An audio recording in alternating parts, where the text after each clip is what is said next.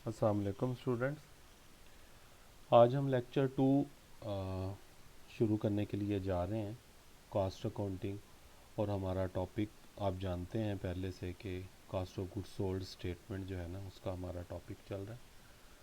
कल जैसा कि प्रीवियस लेक्चर में हमने cost of goods sold statement का पर्पज़ पढ़ा था कि क्यों बनाई जाती है, इनकम स्टेटमेंट क्या होती है, फाइनेंशियल स्टेटमेंट्स की टाइप्स क्या होती हैं, और हमने ये भी देखा था कि ये कास्ट ऑफ गुड्स सोल्ड जो है वो किस तरीके से बनाई जाती है, उसका फॉर्मेट हमने डिस्कस किया था। आज उसी फॉर्मेट को आगे लेके हम चल रहे हैं और उसमें एक प्रैक्टिकल प्रॉब्लम सॉल्व करने के लिए जा रहे हैं। देखते हैं कि हम अपने फॉर्मेट के मुताबिक किस तरीके से जो है ना वो प्रैक्टिकल प्रॉब्लम जो है ना वो उसका सॉल्व करेंगे। तो पहले हम प्रॉब्लम देख लेते हैं। ये प्रॉब्लम मैं आपको रीड आउट कर देता हूँ और इसको किसी हद तक मैं आसानी के साथ आपके साथ डिस्कस भी कर लेता हूँ, फिर इसके सोल्यूशन की तरफ हम जाते हैं। इसमें है कि Saeed and company had submitted the following information. ये इन्वेंट्रीज का डाटा दिया हुआ है और इन्वेंट्रीज ओपनिंग और क्लोजिंग दोनों बैलेंसेस इसके दिए हुए हैं। मटेरियल दिया हुआ है जिसको हम के डायरेक्ट मटेरियल का नाम देते हैं, वर्क इन प्रोसेस भी दिया हुआ है और फिनिश गुड्स भी दिया हुआ है। इसके अलावा अदर डाटा में हमारे पास मटेरियल परचेज भी 56,000 रुपीज़ की अमाउंट दी हुई है, डायरेक्ट लेबर भी 40,000 की अमाउंट दी हुई है।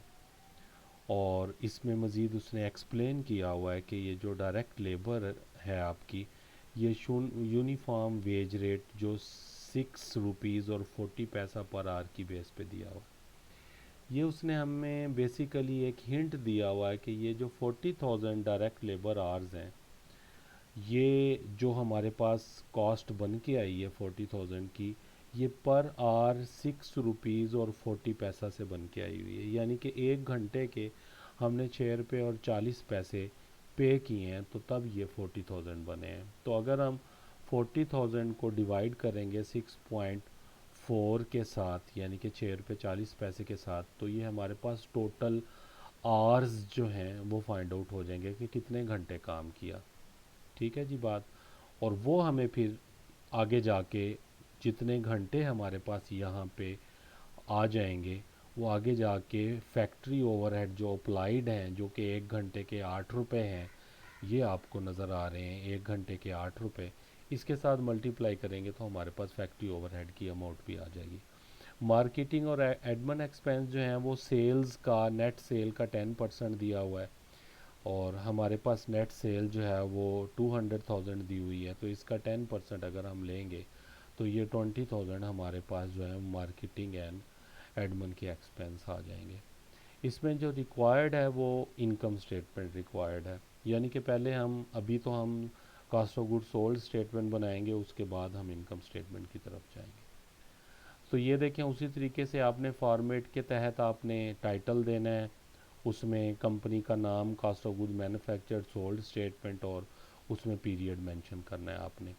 तो ओपनिंग इन्वेंट्री बिल्कुल फॉर्मेट पे चल रहे हैं, उसमें कोई मसला नहीं है। ओपनिंग इन्वेंट्री जो है वो 24,000 की आ गई, मटेरियल परचेज 56,000 का।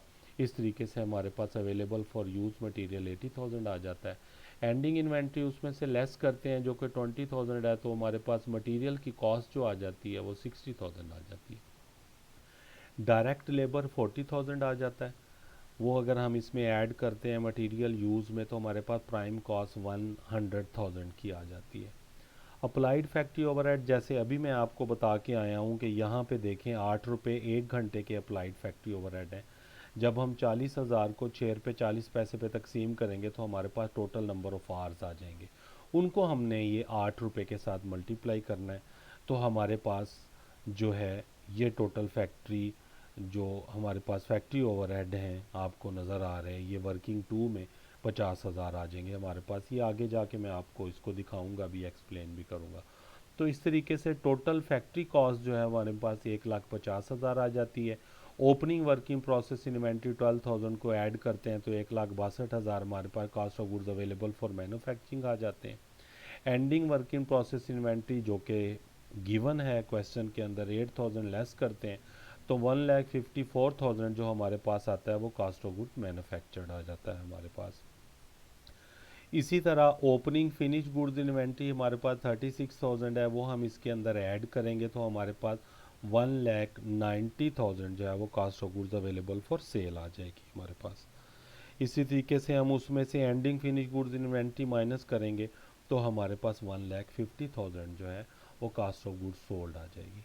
एक चीज़ आपने गौर की होगी, यहाँ पे टोटल फैक्ट्री कॉस्ट के साथ मेंशन्ड है कि एट नॉर्मल ये cost of goods available for manufacturing के साथ भी, कॉस्ट ऑफ गुड्स मैन्युफैक्चर्ड के साथ भी, cost of goods available for cell के साथ भी, और कॉस्ट ऑफ गुड्स सोल्ड के साथ भी एट नॉर्मल। इसको हम नेक्स्ट लेक्चर में डिस्कस करेंगे कि एट नॉर्मल यहाँ पे मेंशन क्यों किया गया है। अभी आपने फॉर्मेट को फॉलो करते हुए इस प्रॉब्लम को रीड आउट करना है, अच्छे तरीके से समझना है इस प्रॉब्लम के तहत। अब मैं इसमें जो वर्किंग है उसको थोड़ा सा एक्सप्लेन कर देता हूँ। ये देखें, डायरेक्ट लेबर कॉस्ट हमारे पास 40,000 है और 1 घंटे का रेट उसने चेयर पे 40 पैसे दिया हुआ है। इनको डिवाइड करते हैं हम तो हमारे पास 6,250 घंटे आते हैं। 6,250 घंटे और फैक्ट्री ओवरहेड 1 घंटे का रेट जो है ना वो गिवन है क्वेश्चन के अंदर 8 रुपये, तो इसको मल्टीप्लाई करते हैं तो 50,000 हमारे पास जो है 50,000 रुपीज़ हमारे पास फैक्ट्री ओवरहेड आ जाते हैं। तो इस तरीके से आपने देखा कि हमारे पास कास्ट ऑफ गुड सोल्ड जो है वो 1,50,000 आई हुई है। अब इनकम स्टेटमेंट बनाना कोई मुश्किल नहीं है। सेल्स में से कास्ट ऑफ गुड सोल्ड जो अभी हमने कैलकुलेट की है वो माइनस करें तो हमारे पास ग्रॉस प्रॉफिट आता होता है। इस ग्रॉस प्रॉफिट में से जो मार्केटिंग के एक्सपेंस दिए हुए हैं 20,000 वो माइनस करेंगे तो हमारे पास नेट प्रॉफिट 30,000 आ जाता है। तो इनकम स्टेटमेंट सिर्फ इतनी सी होती है, सेल में से cost of good sold minus करते हैं आप तो ग्रॉस प्रॉफिट आ जाता है, उसमें से बाकी अदर एक्सपेंस जो होते हैं वो माइनस करते हैं तो आपके पास नेट प्रॉफिट आ जाता है। तो बेसिकली हमने ये चीज़ सीखी है कि हमारे पास जो मेन चीज़ होती है वो cost of good sold statement होती है। आपने इसकी अच्छे तरीके से तैयारी करनी है। बाकी इनकम स्टेटमेंट जो है वो जैसा मैंने आपको बता दिया वो इससे ज़्यादा और कोई उसमें मुश्किल चीज़ नहीं होती। इंशाल्लाह कल हम लेक्चर 3 के साथ इसको आगे